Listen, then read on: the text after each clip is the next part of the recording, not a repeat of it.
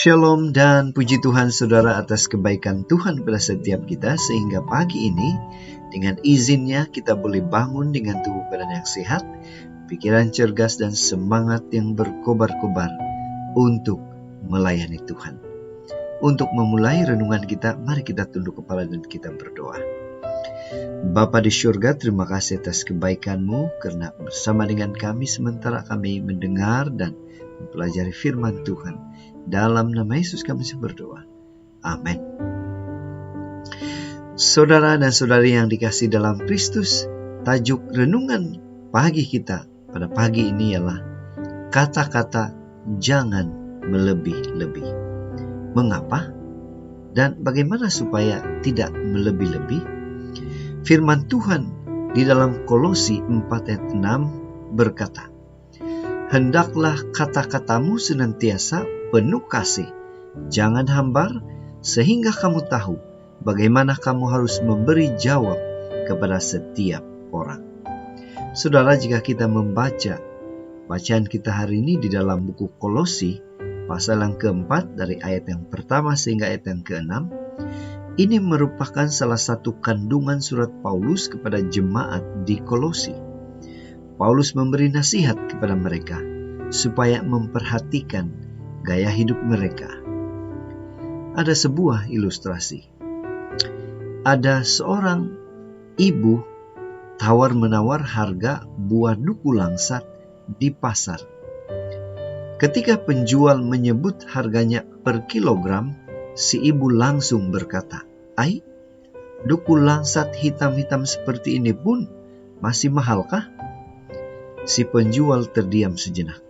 Lalu dia membalas, "Sehitam-hitam duku langsat saya, tidak sehitam hati Puan." Saudara, apa masalah kisah di atas sebenarnya? Masalahnya ialah percakapan yang melebih-lebihkan. Sadar atau tidak, saudara, hal ini bukan hanya terjadi dalam percakapan dengan orang luar, tetapi juga selalu terjadi percakapan ini di antara anggota keluarga, antara suami dan istri, antara ibu bapa dan anak, antara ibu bapa dan menantu. Kadang kata-kata, "Kamu ini menyusahkan saja, kamu tidak pernah memperhatikan saya." Saudara, tanpa kita sadari, dalam berkomunikasi dengan sesama kita sering melontarkan kata-kata yang melebih-lebihkan kekurangan orang lain. Seringkali kita berkata-kata melebih-lebihkan sehingga menyakitkan hati orang lain dan menyebabkan situasi atau perkara itu sebenarnya membuatkan orang marah karena kenyataan kita yang lari daripada kebenaran. Saudara, mari kita kembali kepada bacaan firman Tuhan kita. Apa yang kita boleh pelajari dari bacaan kita, dari firman Tuhan hari ini?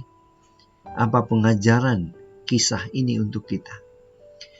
Di sini saudara, kalau kita membaca keseluruhannya, Rasul Paulus memberi nasihat kepada jemaat Kolose dan kita pada zaman sekarang, agar kita menerapkan kasih di dalam berkomunikasi dengan sesama, termasuk ketika bercakap-cakap dengan orang lain, berbual dengan orang lain. Ingat saudara, sebelum kita mengucapkan sesuatu, hendaklah kita pertimbangkan lebih dahulu. Apakah kata-kata yang akan kita lontarkan itu memang benar-benar tidak berlebih-lebihan? Ingat saudara, hendaklah kata-kata kita itu penuh dengan kasih. Itu sebabnya pada pagi ini panggilan untuk kita ialah, mari kita selalu ingatkan diri kita supaya berhati-hati dalam berkata-kata kepada orang lain. Berkata-katalah atas dasar kasih. Inilah doa dan harapan kita saudara, dan mari kita bersyukur dan berterima kasih kepada Tuhan. Karena bila mana kita datang kepada Tuhan untuk meminta pertolongan, pastinya Dia akan memberikan kita kemampuan, memberikan kita kekuatan untuk terus boleh berkata-kata dengan penuh hormat, penuh kasih, dengan penuh hati-hati. Mari saudara, tetap setia, tetap semangat, tetap positif, tetap sehat.